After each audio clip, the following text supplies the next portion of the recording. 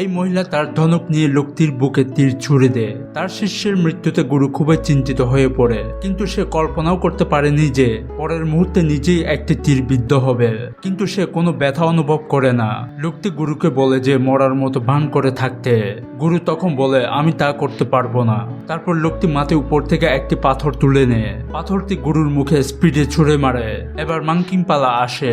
সে দারুণ অভিনয় করতে পারে।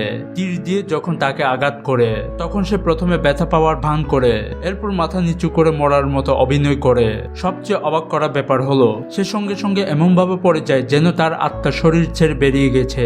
সবাই এই দৃশ্য দেখে হতবাক হয়ে যায়। মাংকির ভাইও নিজের দক্ষতা দেখানোর জন্য প্রস্তুত হয়। সে মহিলাদের বলে তোমরা তীর এখনই ছুঁড়ে মারো, কিন্তু সে বুঝতে পারেনি যে রানী একটি বিশাল ধনুক ব্যবহার করবে।